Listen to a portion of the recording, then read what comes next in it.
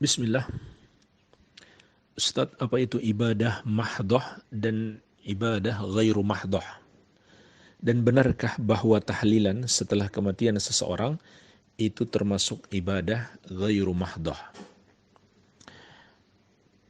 Tentang definisi ibadah mahdoh dan ghairu mahdoh, ada perbedaan pendapat di kalangan para ulama.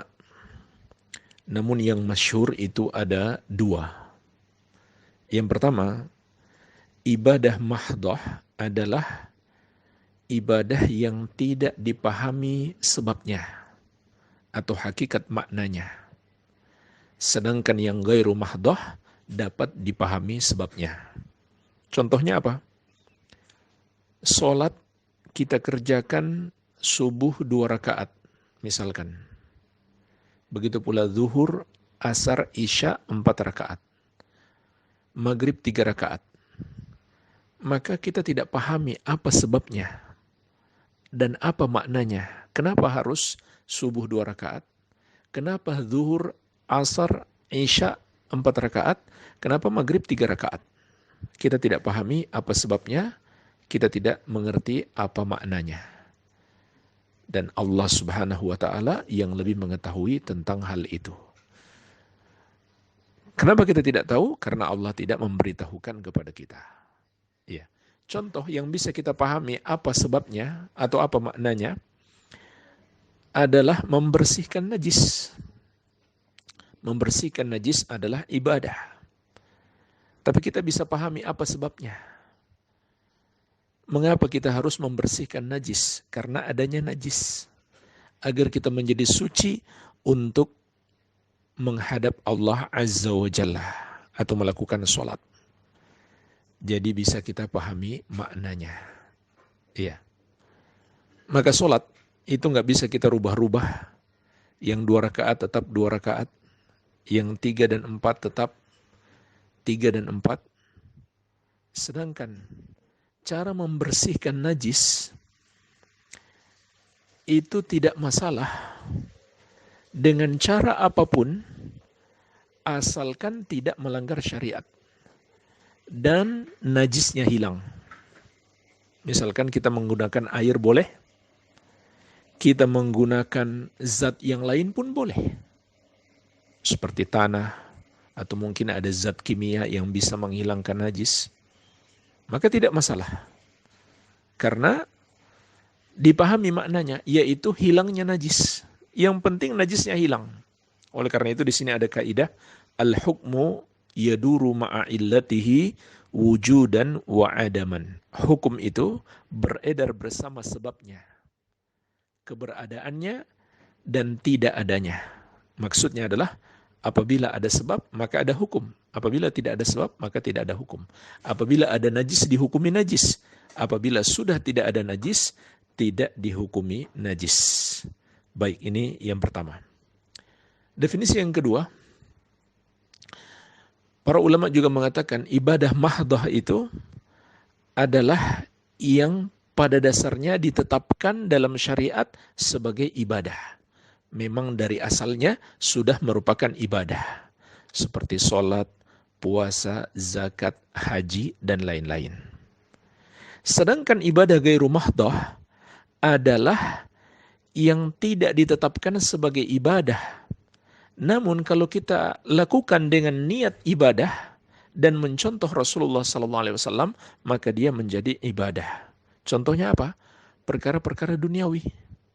Seperti kita makan, kita tidur, dan lain-lain. Itu sebenarnya perkara duniawi. Tapi kalau kita niat ibadah, maka akan bernilai ibadah.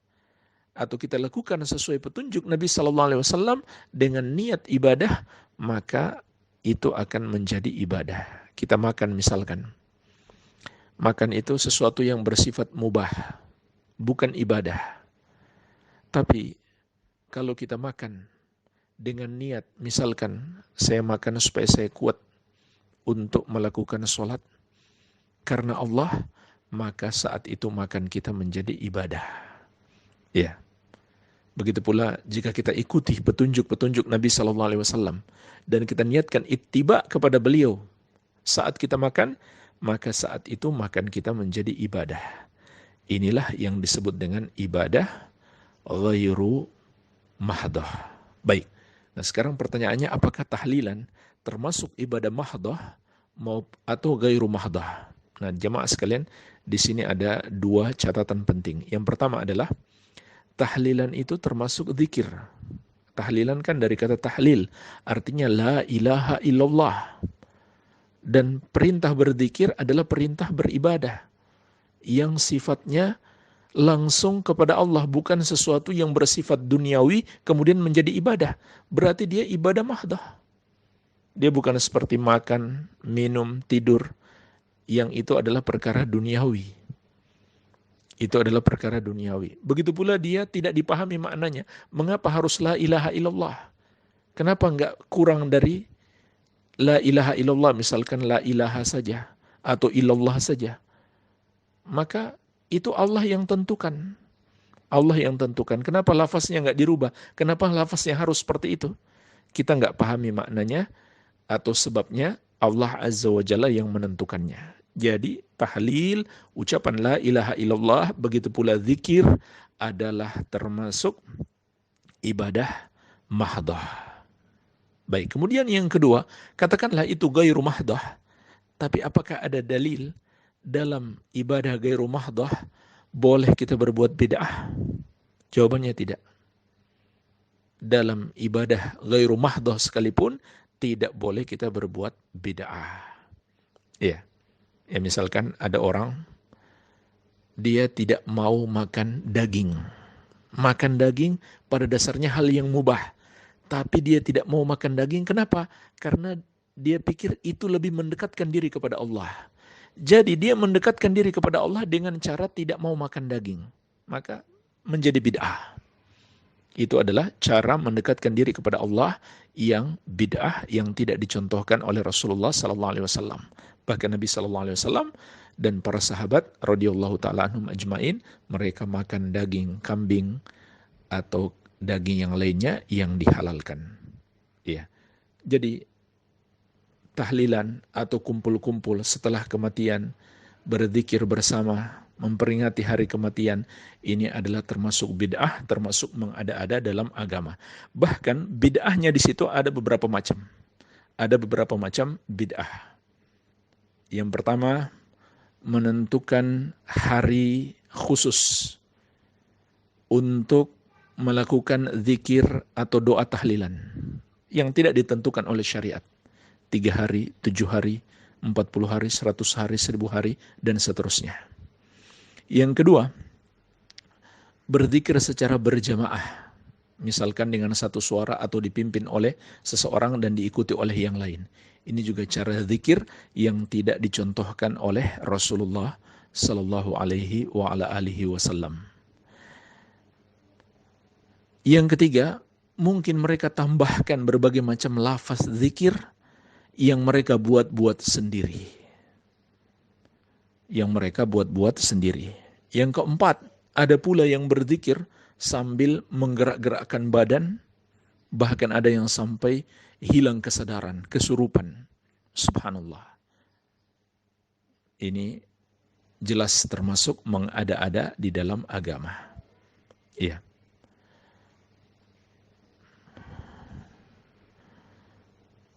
Kemudian ada sebuah hadis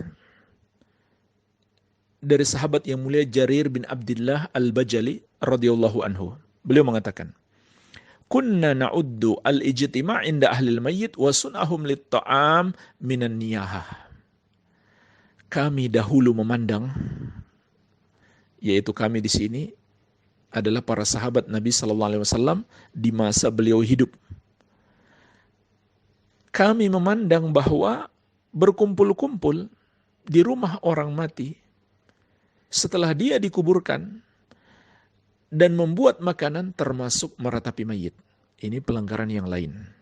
Bahwa itu dikategorikan termasuk meratapi mayit. Kumpul-kumpul dan makan-makan di rumah orang kematian. Ini termasuk meratapi mayit. Ini adalah pelanggaran yang lain. Ya, ditambah lagi jemaah sekalian mudarat lain, diantaranya adalah menyusahkan keluarga yang sedang susah. Sudah susah disusahkan lagi. Mereka susah karena kematian.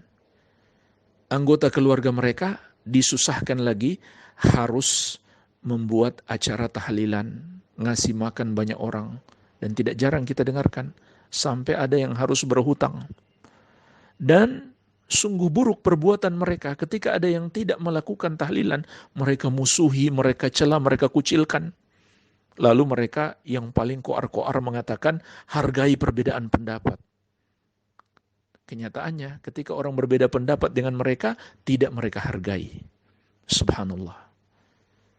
Jadi banyak sekali mudarat-mudarat dari balik perbuatan tersebut yang tidak ada contohnya dari Rasulullah sallallahu alaihi wa ala alihi wasallam. Dan terakhir, Nabi sallallahu alaihi wasallam telah mengingatkan kita, man amila amalan laisa alaihi amruna fahuwa raddun. Barang siapa mengerjakan satu amalan tidak ada padanya petunjuk dari kami, maka amalan tersebut tertolak. Mungkin mereka mengatakan, bukankah tahlil ucapan la ilaha illallah jelas ada petunjuk Nabi sallallahu alaihi wasallam? Kita katakan betul, tapi cara kalian melakukannya tidak sesuai dengan petunjuk Nabi Muhammad sallallahu alaihi wa ala alihi wasallam. Di situ permasalahannya. Bukan apa yang dibaca, tapi cara membacanya. Semoga Allah memberikan taufik kepada kita semuanya, kepada seluruh kaum muslimin, agar selalu mengikuti petunjuk Nabi sallallahu alaihi wa ala alihi wasallam.